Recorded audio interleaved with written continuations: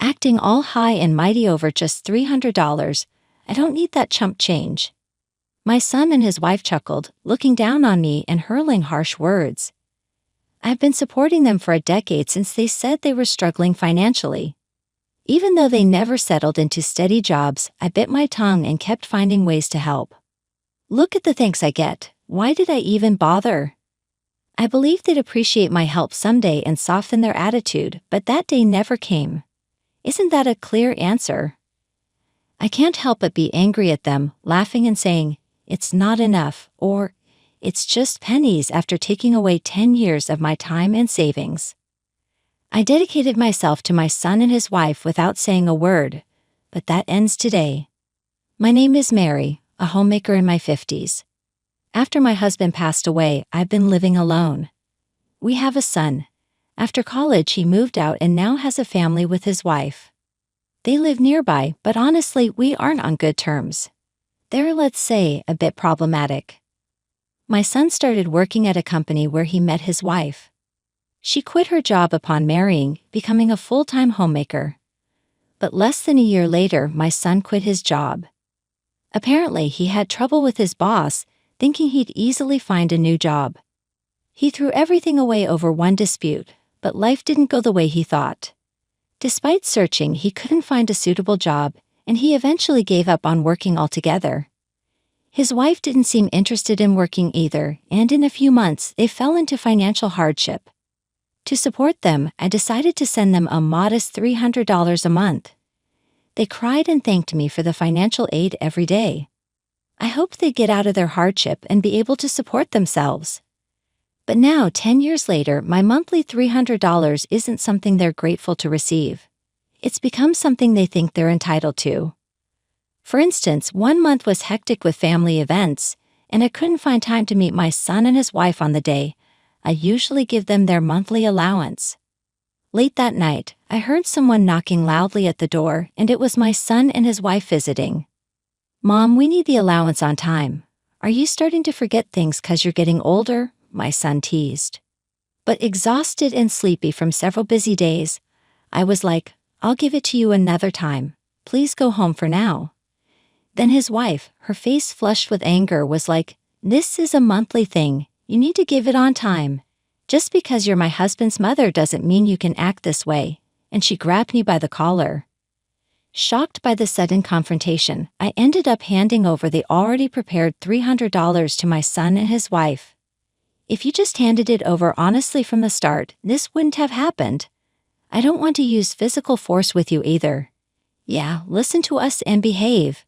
If you ever lose your mind, we're the ones who will be looking after you. It wouldn't hurt to get in our good books now, right?" I was infuriated by their audacity, but if I retaliated now and upset their pride, they might never be able to stand on their own 2 feet again, just like when my son had to quit his job.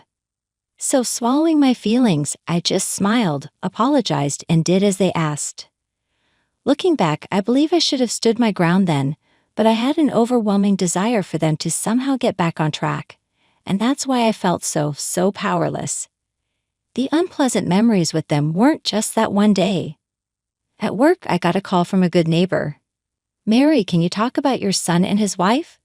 "Oh my, I'm sorry. I'll be right there." Apparently, when the neighbor returned from shopping, she noticed signs of a break-in. Checking the security footage, she was shocked to see the culprits were none other than my son and his wife. Though her place was a mess, nothing was stolen. Aware of my situation with them, she chose to contact me first. I left work early, got in touch with my son and his wife, and the 3 of us went to apologize. "I'm truly sorry," I kept apologizing, but my son and his wife showed no remorse. The neighbor looked displeased, but the matter was settled when I agreed to compensate for the broken window. But on the way back, they said something unbelievable.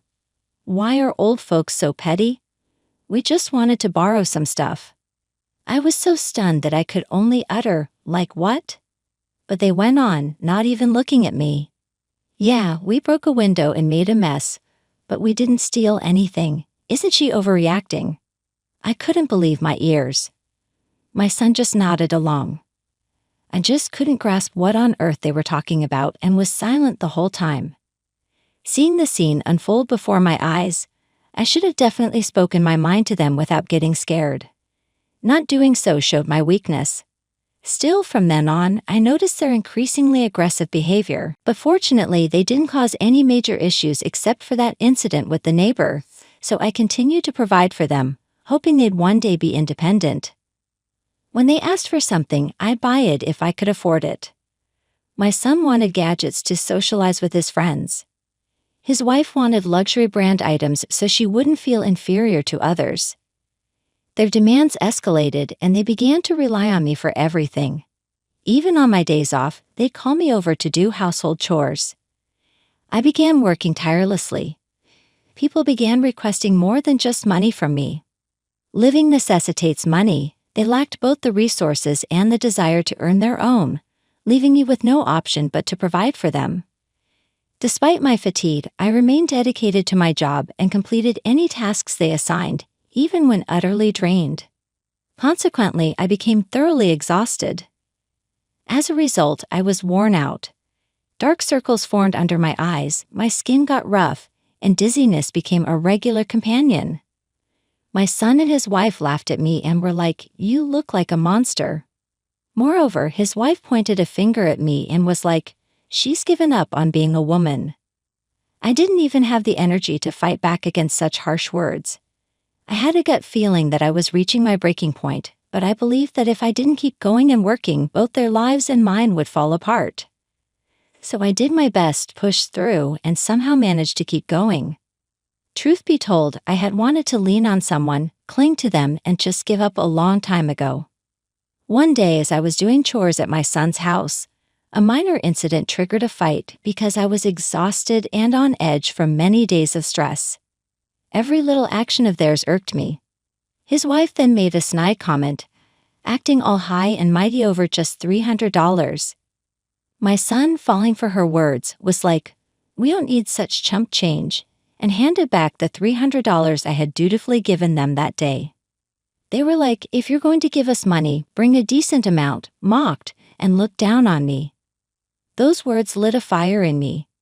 Fine, I'll stop then. Without thinking of the future or considering their feelings, the words just spilled out of my mouth. They both tilted their heads in confusion, but when I started packing my things to leave, they burst out laughing. "Come on, Mom, stop joking. If we left you, you'd be all alone. You wouldn't have the guts to live on your own without your precious son and his wife. Mary, when did you become such a joker? That joke wasn't funny at all. You had me worried for a second there." They thought I was just speaking out of frustration and wasn't serious about stopping the financial support. They continued to taunt me. "If you've got the guts, go ahead, but if you do, we'll cut ties with you. Think you can handle being all on your own? Come on, you'd want to take back those words in no time. There's no way your stubborn mom could do something like that, right?" They had no idea how backed into a corner I felt, yet they continued to treat me poorly. I wondered what was in it for me to keep supporting them. Buying them what they wanted and doing their housework, wasn't I just being used and taken advantage of? Feels like I'm just getting the short end of the stick, taking advantage of my feelings, treating me like a lackey, and this attitude even when I'm at my wit's end. They might be family in name, but with the way they were acting, I couldn't see them as such. "I'm serious. Remember you asked for this," I said, yet they just chuckled, taking it as a joke. "Go ahead and try, but you'll regret it soon, I can already see it." Those words of my son lit a fire in my fighting spirit. I'm going to send them straight to hell. I'll show them just how valuable a person I am, and how unforgivable it is to act so brutally towards me. As I packed up to head home, all I could think about was how I was going to drag them down. For starters, I cut off all the support I had been giving to my son and his wife, just as I had promised. No more money transfers, no financial aid, and no more helping around the house, nothing. From my perspective, after having lived for the sake of my son and his wife, taking this action without considering their needs was something I had never done before. Now I could take a break without worrying about them. I could spend my money for myself and do the chores just to my satisfaction. I realized firsthand how wonderful it feels to live this way. My son and his wife thought I'd never be able to sever ties with them and live on my own, But in reality, this life of independence that I had been yearning for over a decade was exactly what I got. Furthermore, I decided to put more pressure on them. In fact, the apartment my son and his wife live in, I had taken on the lease for them after they got evicted from their original place because they fell on hard times. Of course, I was also the one paying the rent. Having decided to cut off all support for them, it didn't make sense to continue helping with the rent. So I contacted the real estate and decided to cancel the lease. The person who managed the apartment, well aware of our situation, was accommodating. They were given a month's notice to leave or else they would be reported.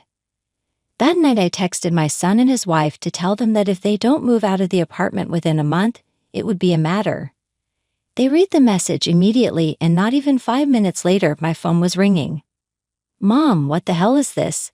Where are we supposed to live?" my son shouted as soon as I answered.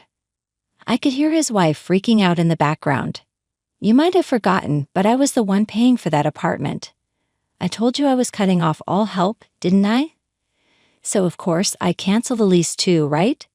We never agreed to that. You said you'd stop sending money, but we thought you'd continue with everything else." I chuckled at his naive expectation, thinking and was like, really? While they say such hurtful words to me, they intended to keep accepting my support except for the allowance. It made my head spin to think of the ridiculously naive mindset of my son and his wife. I've been treated however they pleased all this time, even when I said I didn't like it. I always complied with their demands, giving them both money and time.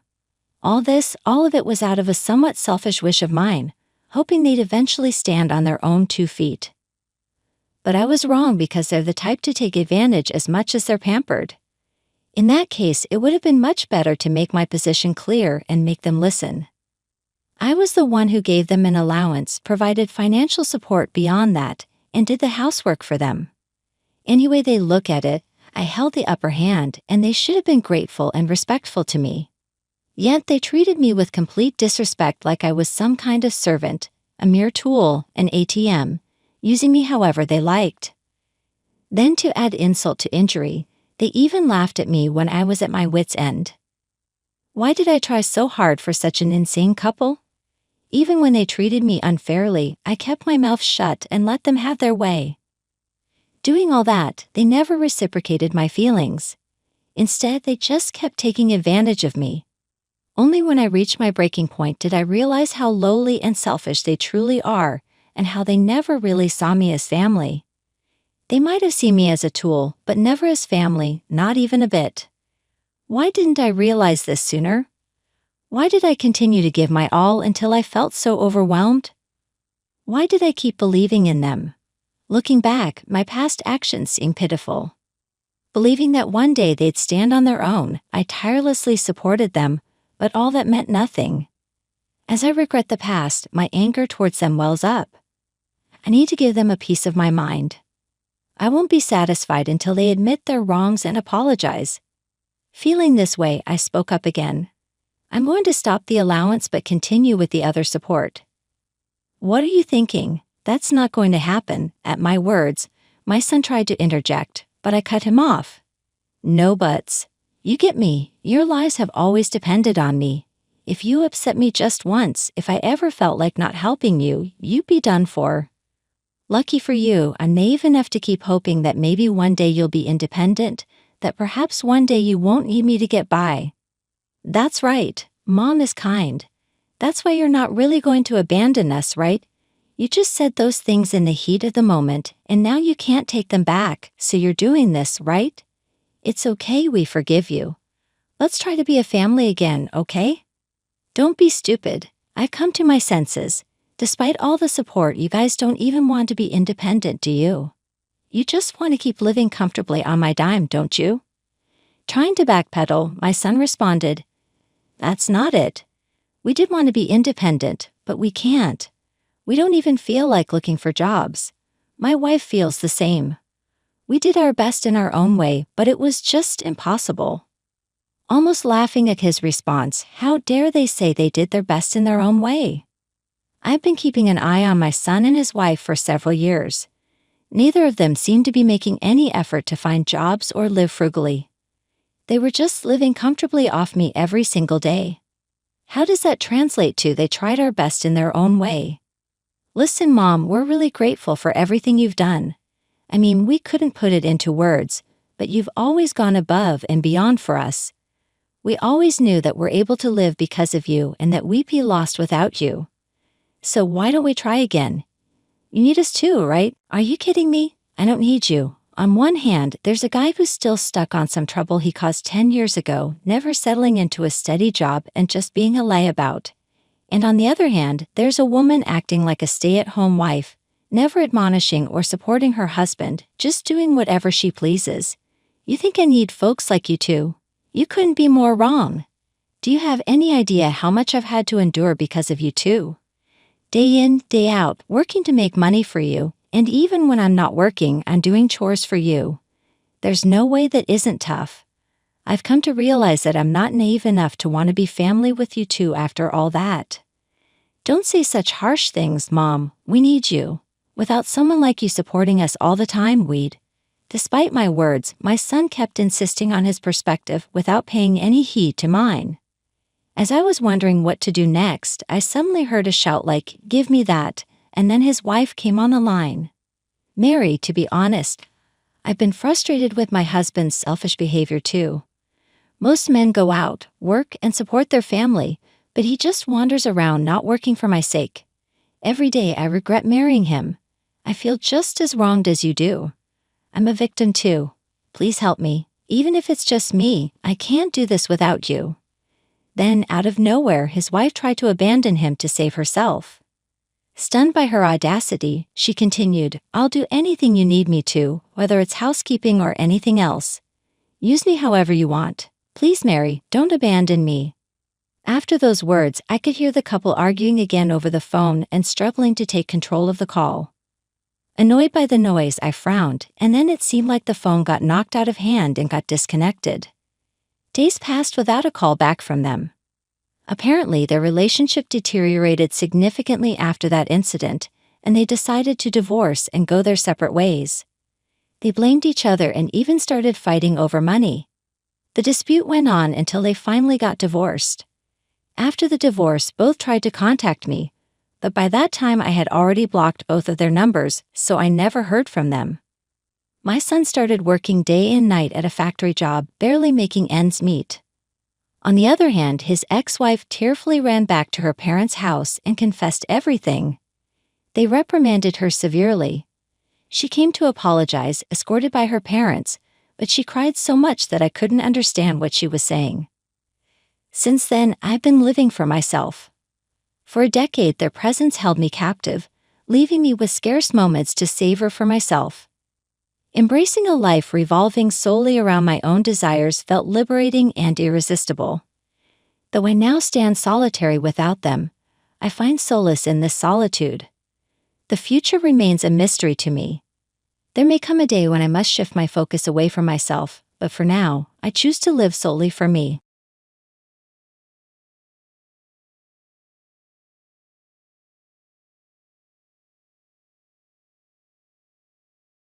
In the quiet of our suburban home, the words hit me like a bolt from the blue.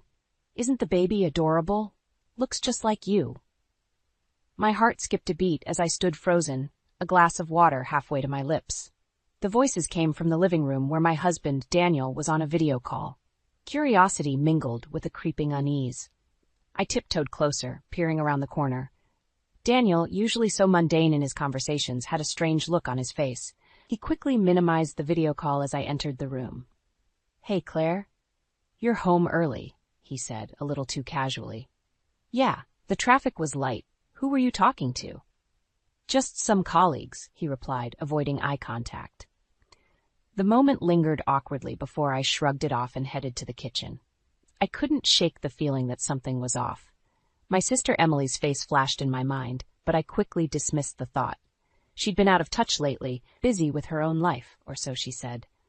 Later that evening, as I lay in bed, the shadows of doubt crept in. Daniel and I had been drifting apart, our conversations dwindling to mundane pleasantries. Was it just the wariness of our 5-year marriage or something more? The next day at work, I couldn't focus. My role as a marketing executive, which I usually loved, felt dull and unimportant. My mind kept drifting back to that overheard conversation. The more I thought about it, the more the pieces didn't fit. Emily, with her vibrant personality and stunning looks, had always been the center of attention. I, on the other hand, had found solace in my career, away from the shadows of comparison.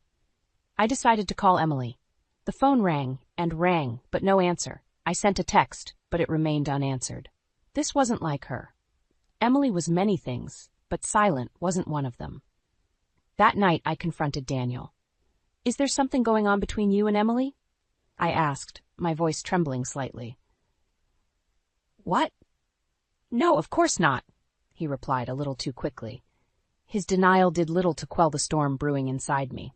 The following week, I received an invitation from Emily to meet for coffee. She sounded upbeat, but there was a nervous undertone in her voice that I couldn't place. My mind raced with possibilities as I prepared for what was to come. At the cafe, Emily's smile didn't reach her eyes. She fidgeted with her coffee cup before blurting out, "Claire, I'm pregnant." The news hit me like a wave. Pregnant? My sister, who always said she wasn't ready for such commitments? But the shock was replaced by a nauseating realization. The words I had overheard came rushing back. "Looks just like you." I struggled to maintain my composure. That's great news, Em. Who's the father?" Emily hesitated, her eyes darting away. "It's complicated." My heart sank. The unspoken truth hung heavily between us. I had to know. "Is it Daniel?" Emily's silence was all the confirmation I needed. A sick feeling settled in my stomach as the pieces of the puzzle clicked into place. The late nights, the unexplained absences, the whispers in the corner. It all made sense now. I stood up, my chair scraping loudly against the floor. "How could you?" My voice was a mix of anger and disbelief. "Claire, I'm sorry, I never meant for this to happen." Emily stammered. I didn't wait for her to finish. I walked out of the cafe, my mind racing. This betrayal was a wound too deep, a cut too sharp. I needed to act, to make them feel the weight of their deceit. As I drove home, a plan began to form. Daniel and Emily, they would pay for what they'd done. Revenge, cold and calculated, was the only path forward. I wouldn't let them get away with shattering my world. They would learn the hard way that betrayal comes with a price. The days following the cafe were a blur of anger and disbelief. I moved through them like a ghost, my mind obsessively replaying Emily's confession and Daniel's betrayal. Work became my only refuge, a place where I could bury my emotions in deadlines and presentations. At home, I watched Daniel with a new lens, seeing him not as my husband, but as a stranger. His every gesture, every word, felt like a mockery of our marriage. I needed time to plan my next move, so I kept my knowledge of his affair hidden, wearing a mask of normalcy. One evening, as we sat at dinner, a meal I had prepared with feigned normality, I decided to probe further. "So, how's work been? Any interesting projects?" I asked, my voice steady. "It's been the usual. Nothing much. Just busy with meetings and deadlines," Daniel replied, his eyes on his plate. "I see. And how's Emily? We haven't seen her in a while," I ventured, watching his reaction closely. He paused, a flicker of something crossing his face. "Emily? I don't know. We don't really talk much." I nodded, a cold rage building inside me. The lies were as effortless to him as breathing. As the days passed, I began to gather evidence. I quietly accessed Daniel's phone, uncovering a trail of messages and calls to Emily that confirmed my worst fears. Their deceit was not just a fleeting mistake, but a calculated betrayal. One night, lying in bed next to Daniel, the injustice of it all hit me. Here I was, a successful professional, a loyal wife, reduced to playing detective in my own marriage. Daniel's steady breathing next to me felt like an insult. "I can't believe you," I whispered into the darkness, my words a vow of retribution. The following week was a strategic play of gathering evidence and planning my revenge. I contacted a lawyer, discreetly setting the wheels in motion for a divorce that would leave Daniel with nothing. I also started documenting every financial transaction, preparing for the inevitable legal battle. But it wasn't just about the legalities. I wanted them to feel the burn of their actions, to suffer as I had. I began to spread hints of Emily's affair within our social circle, carefully crafting a narrative that would tarnish her reputation.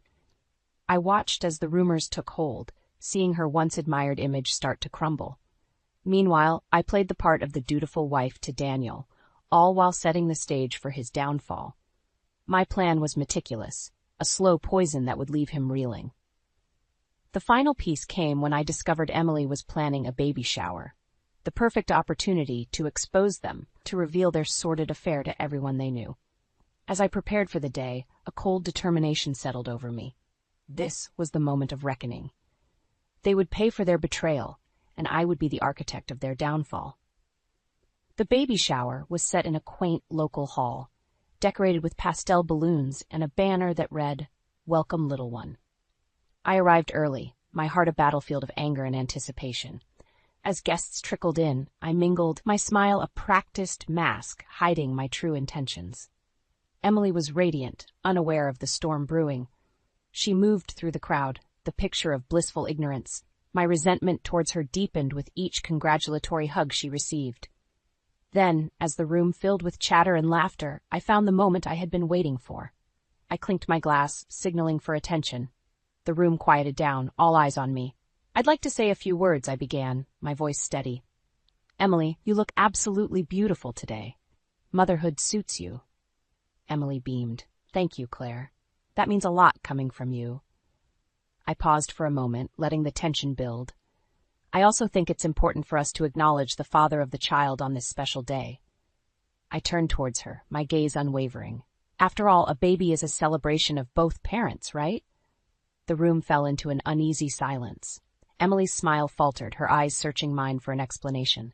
"It's just so wonderful that Emily has found happiness," I continued, my voice laced with venom, "even if that happiness is built on betrayal and deceit." Whispers erupted around the room. Emily's face drained of color, her eyes widening in shock. "What are you saying, Claire?" she stammered, her voice barely above a whisper. "I'm saying that the father of your child is none other than my husband, Daniel," I declared, the words slicing through the room like a knife. Gasps and murmurs filled the air. Emily looked around frantically, as if seeking an escape. This isn't true. Claire, why would you say something like that?" she managed to say, her voice trembling. "Oh, but it is true, dear sister," I said coldly. "I have all the evidence. Text messages, emails, late-night calls. You two didn't do a very good job of covering your tracks." Emily's facade crumbled, her eyes brimming with tears. "Claire, I'm so sorry. It was a mistake." "A mistake?" I laughed bitterly. "Destroying a marriage is not a mistake, Emily. It's a choice you both made." The room was thick with tension, the festive atmosphere now a distant memory. I looked around at the stunned faces, my message delivered loud and clear. "I hope you both find happiness in the ruins you've created," I said, turning to leave the shattered celebration behind. As I walked out, I felt a weight lift off my shoulders.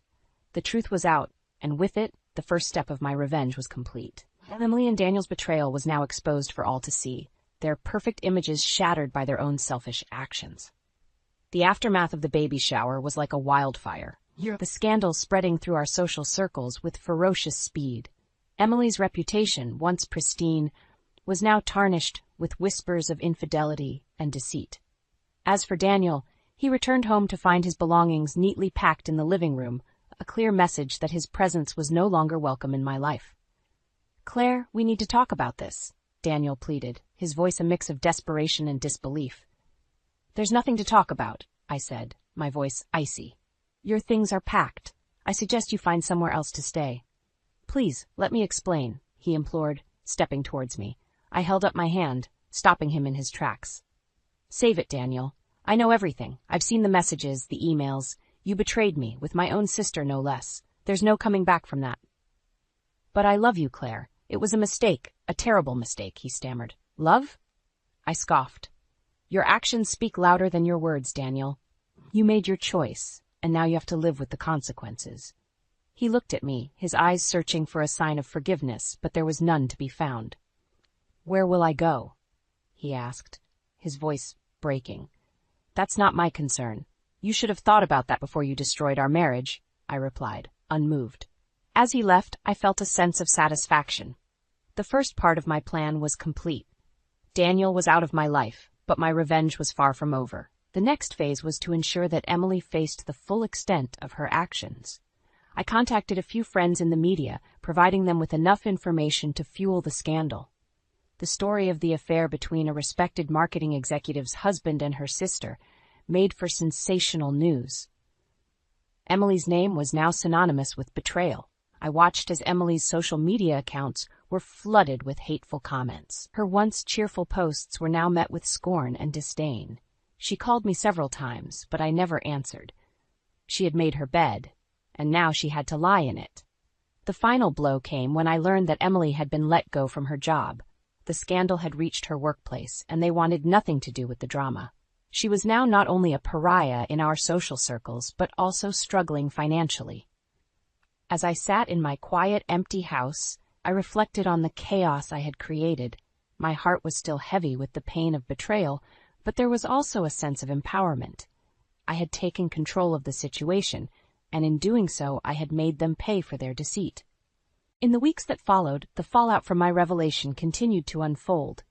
Daniel's attempts to contact me became more desperate, but I ignored each call and message. He was no longer a part of my life, a chapter painfully closed. One afternoon, as I sat in my office, my phone buzzed with a call from an unknown number. Reluctantly, I answered, only to hear Emily's voice on the other end. "Claire, please, we need to talk." I hesitated for a moment before responding coldly. "What is there left to say, Emily? I know I've made a horrible mistake. I've lost everything, Claire. My job, my friends. I'm begging you, please forgive me," she pleaded, her voice cracking with emotion. "Forgive you?" I replied, my tone sharp. "You betrayed me in the worst possible way. You and Daniel. There's no forgiveness for what you've done." "But I'm your sister," she sobbed. "Family is supposed to stick together." "Family doesn't do what you did," I retorted. "You made your choice, Emily. Now you have to live with the consequences, just like I do." I ended the call, cutting off her pleas. The satisfaction of seeing them suffer for their actions was cold comfort compared to the void their betrayal had left in my heart. A few days later, I received a letter from Daniel's lawyer. He was filing for divorce, citing irreconcilable differences. I laughed bitterly at the irony. He had the audacity to file for divorce after everything he had done. I called my lawyer, instructing him to proceed with the divorce and ensure that Daniel wouldn't get a cent more than legally required. The divorce proceedings were swift.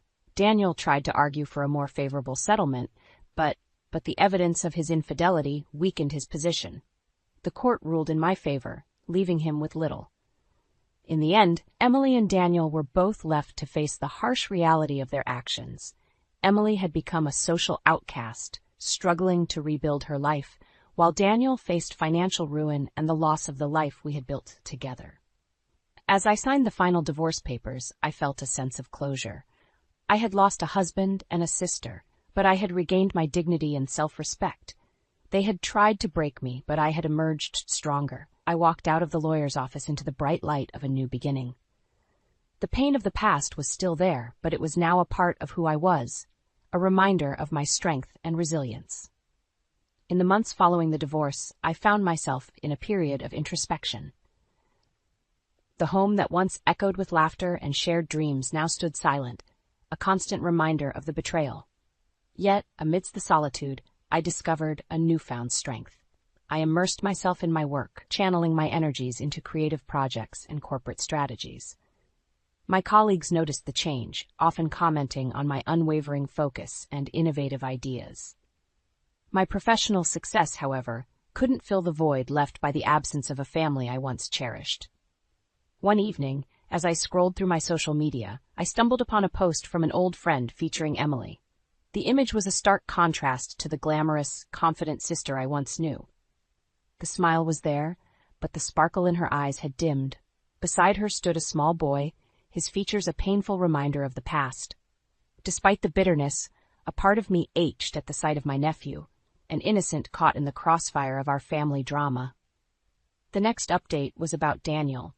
A mutual acquaintance had shared a post about a local charity event, and there he was, unmistakably thinner, his face wearing the signs of stress and hardship. I heard through the grapevine that he had taken a job at a small firm, a far cry from the prestigious position he held during our marriage. The man in the photo bore little resemblance to the confident, charismatic person I had fallen in love with. The realization hit me then. My revenge, though justified, had left a trail of destruction. In seeking justice for their betrayal, I had altered the course of not just my life, but theirs as well. Emily and Daniel, once integral parts of my life, were now mere shadows, lost and broken by the consequences of their actions. That night, as I lay in bed, a sense of melancholy washed over me. I had won the battle, but at what cost? The satisfaction of retribution was fleeting, overshadowed by the realization that the ties that once bound us were irreparably severed. I wondered if revenge was truly worth the price we all had paid. The weeks turned into months, and slowly the sharp edges of betrayal began to soften. I learned to find joy in the small things: a successful campaign at work, a weekend retreat with friends, the quiet moments of solitude that allowed me to reconnect with myself. In the end, the journey through betrayal and revenge taught me a valuable lesson about the complexities of human relationships and the resilience of the human spirit. I emerged from the ordeal not as a victim, but as a survivor, forged by the fires of adversity into a stronger, more self-assured individual.